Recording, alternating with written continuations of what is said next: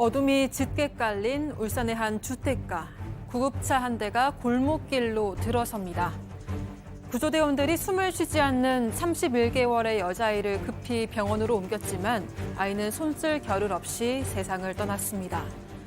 그런데 숨진 아이의 몸무게는 7kg, 또래 아이들의 절반밖에 되지 않았는데요. 20대의 철없는 부모는 아이를 오랜 시간 외면해왔고 아이는 이런 부모를 기다리며 굶주림에 쓰러져 갔습니다. 어제는 인면수심한 부모가 처음으로 법정에 선 날입니다. 자격이 없는 부모의 민낯이 여실히 드러나는 자리였는데요. 고통 속에 떠난 아이 앞에서 이들은 어떤 말을 남겼을까요? 이 사건 지난달에 저희가 전해드렸습니다. 발생 당시에. 자, 그런데 어제 첫 재판이 있었는데, 자, 일단 그 재판 내용을 좀 짚어보기 전에 이 사건 자체에 대한 설명부터 좀 해주세요. 네, 이게 지난달 3일 저녁 7시쯤에 집에 와보니 아이가 숨을 쉬지 않는다, 이런 119 신고가 접수되면서 시작이 됐는데요. 31개월 된 여자아이였는데 병원으로 옮겨졌지만 결국 숨졌습니다. 아이 몸에 외상은 없었는데 31개월짜리 아이 몸무게가 7kg밖에 안 됐다고 합니다. 그래서 원래는 이제 2배 정도가 돼야 정상인데 7kg이라는 건 이제 표준 몸무게상 생후 5, 6개월 정도 되었을 때 몸무게라고 합니다. 그래서 굉장히 말랐던 건데요. 같은 방에서 발견된 17개월 남동생도 몸무게가 6.5kg밖에 안 됐다고 합니다. 박 변호사님, 네. 이거 그냥 어렵게 얘기할 필요가 없어요. 그냥 아사한 거예요, 아사. 굶어 죽었다고 보입니다. 실제로 영양실조하고 뇌출혈이 있었다라고 나오고 있고 하고요. 체중이 참 놀랍습니다. 31개월인데 평균적으로 12.9, 많은 아이는 14, 15kg까지도 됩니다. 그렇죠. 근데 몸무게가 7kg거든요. 절반밖에 안 되죠. 아들도 마찬가지입니다. 17개월인데 평균 17.7인데 본인은 6.5kg입니다. 결국은 너무 야위어서 극심한 영양실조, 뇌출혈이 사망의 원인으로 추정이 됩니다.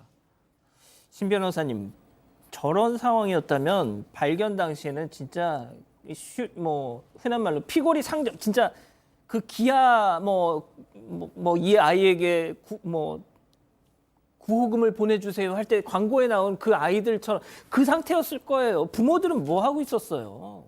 그러니까 이 부모가 도대체 아이들을 과연 제대로 된 식사를 줬을까? 근데 알고 보니까 부모들은 아이들의 식사를 제대로 챙기지 않았을 뿐더러 심지어 아이들이, 이 아이 중에 한 명, 이 딸아이가 사망하는 날에는 외출을 했었다고 해요. 이 딸아이는 이 친모가 수년 전에 헤어졌던 동거남 사이에서 낳은 딸이고, 그리고 아들은 지금 현재 동거남과의 사이에서 낳았다고 하는데, 이 경찰에 따르면은 이 아이들이 아직 너무 어리다 보니까 구조 요청을 할 수도 없지 않습니까? 그래서 주변에서 이 아동 학대 관련해서 신고조차 없었다고 합니다. 자, 그러면 이쯤에서 이번 사건 체크포인트 짚어보죠. 이게 정말 충격적이었습니다. 배고픔에 개 사료까지. 교수님, 개 사료를 먹었답니다, 아이들이. 예? 우리가 이제 옛날 이런 게 있죠. 초근목피라고 해가지고 배가 고프면은 무슨 나무 뿌리라든가 다 먹는데 심지어는 인간이 굶주리면 흙도 먹어요. 그러니까 사실은 이제 그 안에서 뭔가 개 사료가 있으니까 그 아이들이 그걸 먹을 수밖에 없는데 2022년 대한민국에서 아직도 이런 일들이 벌어지고 있다라고 하는 그 사실 자체가 정말 충격적인데요. 실제로 이제 만약에 어른들이 아이들을 방치를 해서 이런 모습을 못 봤으면 모르겠는데 계부가 이 아이가 개 사료를 먹고 바닥에 쓰러져 있는 그 광경을 보고도 별다른 어떤 조치를 안 했다. 그럼 도대체 이 사람들은 아이를 낳아서 뭔가 어른으로서 무슨 조치를 갖다가 했는가? 정말 이건 기가 막힌 그런 사건입니다. 박 변호사님, 네. 제가 이걸 보고 제가 충격을 받은 이유가 개 사료가 있다는 건 개가 있다는 거잖아요, 집에. 그렇죠. 저 와중에 개는 또 챙겨줬어, 또. 개는 또 뭘 먹어요? 아이들은 못 먹는데요.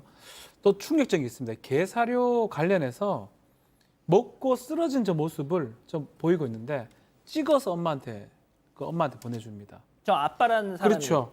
저도 말도 안 되죠. 저렇게 아이가 혹시나 개 사료 먹어서도 안 되지만 먹고 쓰러져 있으면 어떻게 조치를 취해야 되는데 사진을 찍어서 보내는 모습도 있고요. 또 17개월 남자아이는 상습적으로 폭행을 가했던 걸로 보입니다. 방임하거나 신체적 학대를 가했다고 지금 알려지는 조사가 됐습니다. 자, 교수님, 제가 정말 이런 아동 학대 사건 전해드릴 때마다 정말 진짜 이 얘기를 할까 말까 정말 많은 고민을 했는데 그냥 오늘은 좀 할게요. 저 개 사료 저거 보고 저는 너무 충격을 받아가지고 왜 피임을 안 하는 걸까요? 저렇게 키울 거면. 그게 상당히 의문스럽죠. 그 요즘에 보면은 뭐 피임 기구라든가 여러 가지 다 있는데 무조건 이 사람들 같은 경우는 아이들 갖다가 놔버려요. 놓고 난 뒤에 아이들을 방치하거나 학대하거나. 그런데 이제 이번 같은 경우에 사실 이 사항을 보면 아까 사진을 찍어서 보냈다라고 하면 이 사람들이 도대체 아이들에 대해서 어떤 생각을 가지고 있는가를 우리가 단면적으로 알 수 있어요. 그러니까 다시 말해서 강아지는 밖에 데리고 나와가지고 남들에게 보여주는 거잖아요. 산책을 시키고. 그런데 이 아이들에 대해 가지고는 정말 요만큼도 관심이라든가 돈을 안 쓰겠다라고 하는 그런 생각을 가지고 있는 것 같은데 통상 이 아동학대를 하는 그런 경우는요. 이 아이를 살해야 되겠다 이렇게 생각을 하진 않는데 아이들이 시름시름 해가지고 천천히 에너지가 떨어져서 마지막 순간 딱 되면 숨을 거둡니다. 그때 되고 나면 이제 이 어떻게 처리를 해야 될 것인가. 그것 때문에 뭐 신고를 하고 잘못했다라고 얘기를 하는데요. 사실 이 아이들 같은 경우는 평소에 관심을 가져주지 않으면 저런 식으로 방치하면 100% 사망을 하게 돼 있습니다. 자, 변호사님, 신 변호사님, 이거는 챙겼어요. 저 와중에.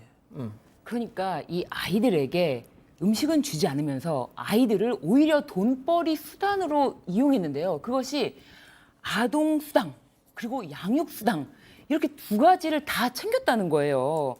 아니 정작 아이들을 위한 수당을 받고 아이들에게는 개 사료를 먹도록 방치하고 아이들이 전혀 음식을 먹지 못하도록 방치해서 이 정도는 아이들에게 계속 음식을 주지 않으면 아이들은 죽을 수도 있다. 이런 걸 다 알고서도 그냥 방치한 거 아닙니까?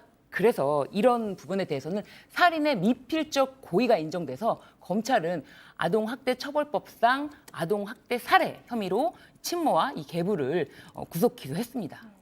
자기들 혐의는 인정했어요. 네, 인정했습니다. 두 사람 모두 인정을 했는데요.